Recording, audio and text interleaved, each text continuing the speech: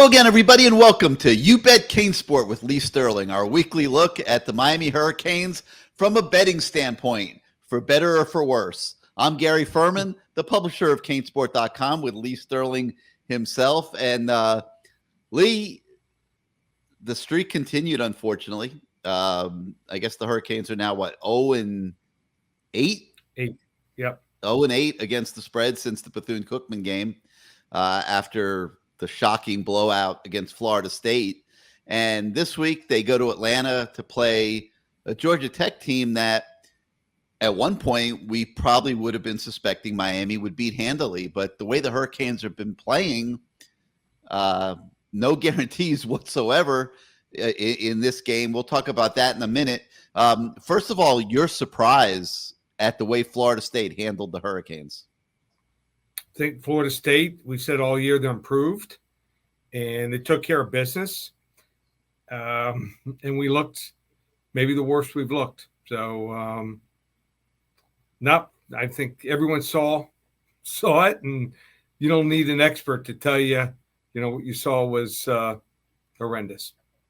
Now, you look at these games from a different perspective. Right. Had you seen that type of improvement from Florida State to where they were able to come down to Hard Rock Stadium and put together a game as complete and dominant as they did?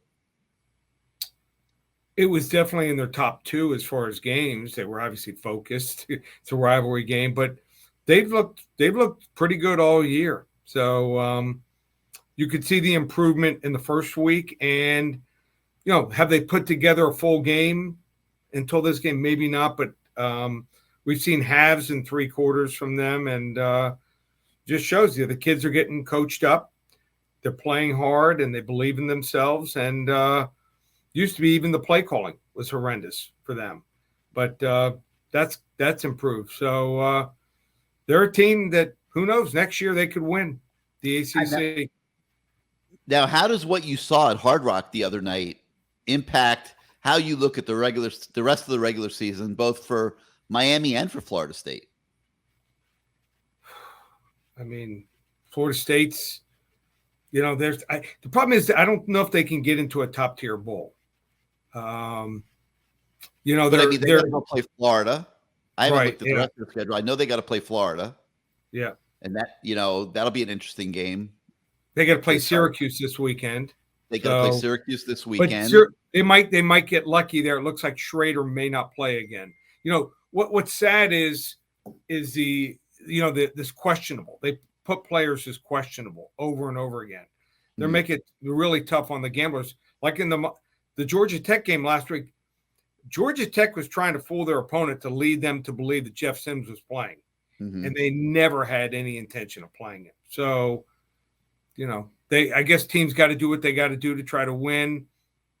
I think there should be some type of, it's not the NFL, so they're not professionals, but I'd like them to have, probable, questionable, something in between questionable and doubtful. So just provide more information with the understanding that people are betting on the games. And if you don't think they are, you're naive. So give them what they need. Well, Miami in a similar situation this week, Lee, with its quarterback. We have no idea. Is Tyler Van Dyke going to play? Is it going to be Jake Garcia? Is it going to be Ja'Cory Brown? Could be any of the three. And Mario looks like he's going to take that right down to Saturday probably before he says who his quarterback's going to be. Does it matter, Gary? Well, you tell me. Does it matter? Probably not. I mean, unless Brown's going to start and play the whole game, probably not. I mean, right now with Tyler hurt, he's ineffective.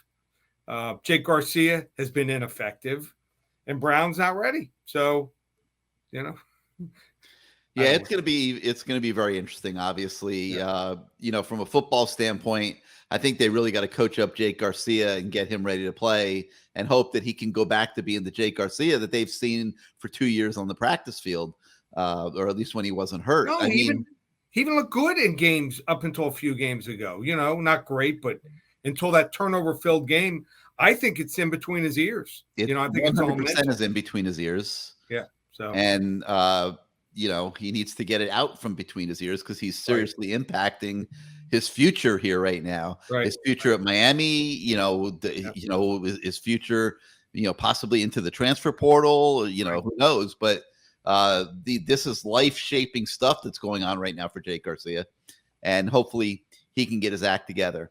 Okay, so Florida State, total debacle, horrible experience for Miami. It's in the rear view mirror. Now they go to Georgia Tech. The line has bounced around a little bit, but Georgia Tech is presently a 1.5-point favorite in this game. When you saw that line, were you surprised? No. I mean, you would have said it the same place? I thought that it might come out as a pick 'em. What's the difference? Point and a half is usually not going to factor much into the outcome. Very rarely. Well, we had that 2-point win. Never say never. But, I mean, generally, obviously, the most common numbers that games end up on are 3, 4, 6, and 7. So it's an uncommon number.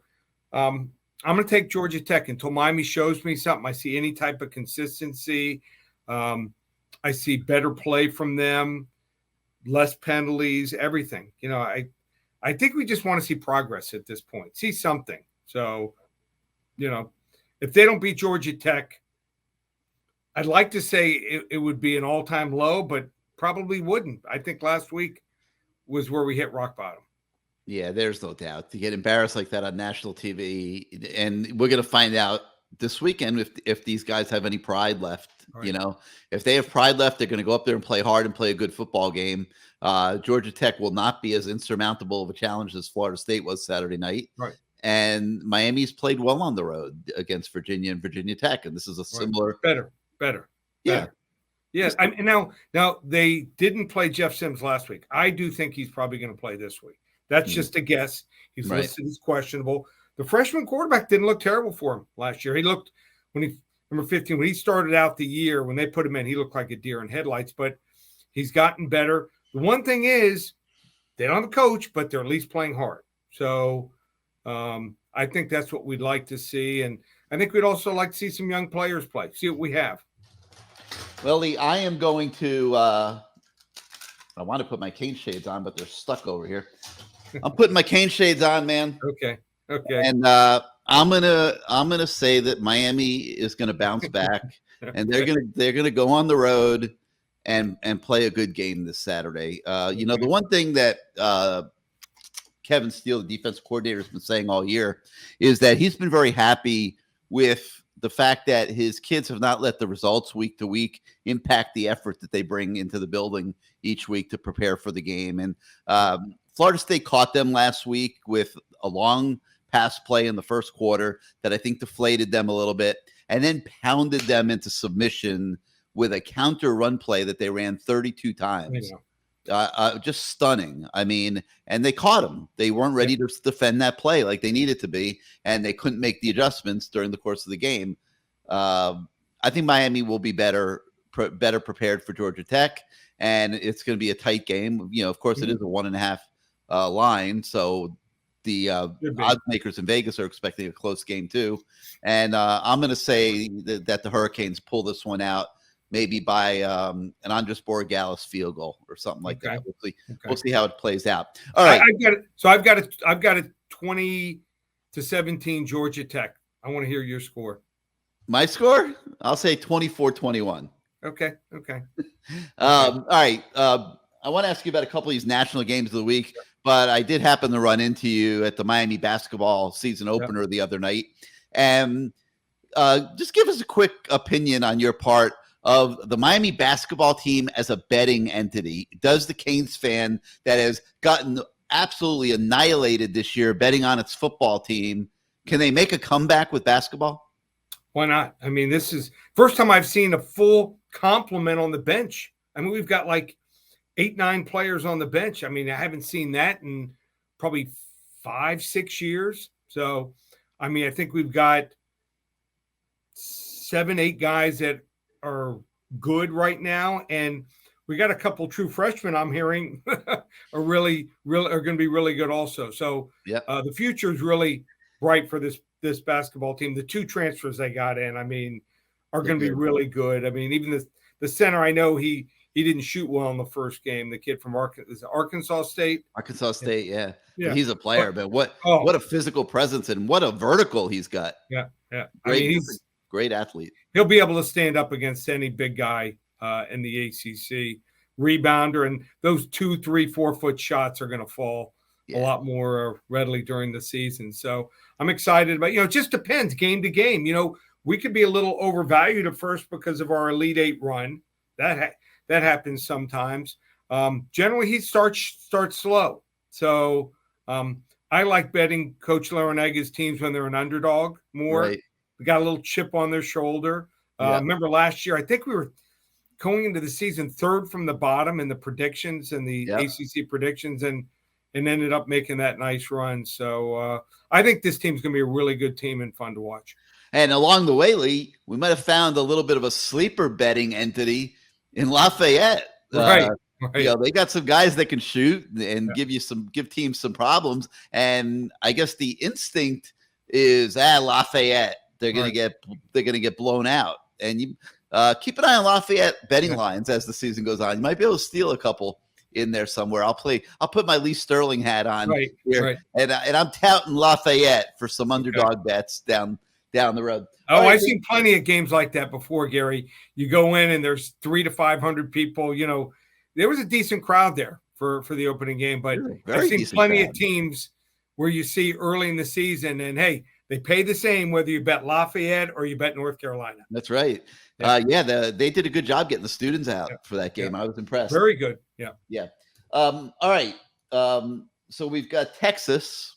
I want to ask you about this one. Texas is a touchdown favorite at home against TCU. Game day's going there. One of the bigger games of the weekend in college football. What happens in that one? I thought the line should be 3. I know Texas is at home, and they played really well in the first half of games. Not well at all, especially the last couple of games. Second half, they've been outscored 38-6. Steve Sarkisian's play calling second half, very conservative. Doesn't get the ball to playmakers, it seems like, in the second half. And TCU, boy, have they come on. Some people, I think, are going to bet Texas in the first half here. You're going to see a lot of bets going that way. Fourth quarter, TCU has outscored opponents 55-14 the last 4 games. So they don't quit. They've owned Texas. In fact, 6 of the last 8 times they've covered. Also, I think Texas was helped last week. They had the bye going into their game against Kansas State. They had 2 weeks prepared for that. And then I thought Kansas State did them a favor. They don't start Will Howard, who destroyed Oklahoma State, and they won. Kansas State won 48-0. And the week before Will Howard got hurt, they're up 28-10. Instead, they start Adrian Martinez. They get off to a slow start, never recovered. So I thought Kansas State, usually very well coached, made the wrong decision as far as starting the original starter, Adrian Martinez. So both teams are really balanced. Both run and pass for over 200 yards a game. But I think it goes down to the wire. Texas might win 42-38. Wouldn't shock me if TCU wins outright. I'll take the 7 in the Horned Frogs. All right. And then another game I want to ask you about, because I know this has got to be eating Mario Cristobal absolutely alive. His Oregon team that he left behind after getting blown out by Georgia on opening day has been on a victory tear out there in the Pac-12. And they play one of their rivalry games this weekend. They got Washington coming into Outson Stadium there in Eugene, Oregon. And the odds makers have made Oregon a 13.5-point favorite. Lee, I think it's too many points. Your thought? The public's going to bet Oregon. They'll probably have, right now, you see 71% of the bets on Oregon. But what's interesting is 55% of the money is on Washington. So I think Washington, although they're not as talented as Oregon, they actually match up well with Oregon. Why do I say that? Michael Penix Jr., their quarterback, formerly of Indiana, throws the ball. They are number 1. They have the number 1 pass offense in the country. A lot of people don't realize that. He's already thrown for 3,200 plus yards, 22 touchdowns. Oregon has the 117th rated defense. So I think they're going to be able to keep up scoring-wise with Oregon. And although Washington's defense is not great, very athletic and fast. If you're athletic and fast, you can sometimes, well, a lot of times when Bo Nix, when all of a sudden everything looks great, he will end up having one of those games where everything goes wrong. So I think they might be able to sack him a few times, force him into some errant throws, turnovers. I think they're going to be able to throw a monkey wrench and get some takeaways and some turnovers and some stops. I think Oregon's going to win because they play hurry up and there's so many possessions. I have them winning 42-35, but I'll take the 13.5 points in the Huskies. Those are a couple interesting nuggets you had in there, man. That's why he's Lee Sterling, everybody. I like that 71% of the bets are on Oregon, but 55% of the money is bet on Washington. That's it. Right. That means obviously the big bettors are going in on Washington. Interesting. And that passing game defense matchup is going to be interesting to watch as well. All right, Lee, thank you so much. Tell everybody what's going on this week at Paramount Sports. Another winning week last weekend. We went 7-1-2 in college football and the NFL, even won midweek in the MACtion. We had Ohio last night. Anyone wants to get involved, you can get involved. We sell 7 selections this week. Haven't done this year. You want just our college games? 7 games on Saturday, $77. Instant download. You're ready to go. We've won 9 out of 11 weeks in college football. NFL, we've won all 9 weeks in the NFL so far this year. 5 games, $55. Not easy, too. You got to have some breaks. Everything's up and available, ParamountSports.com. All right, you see the number at the bottom of your screen, 1-800-400-9741. Give it a call. Lee might even answer the phone himself sometimes, and you could speak to the great Lee Sterling. Lee, thank you so much for your insight again this week. We'll talk to you again next week. Thanks, Gary. All right, everybody, we'll see you next time.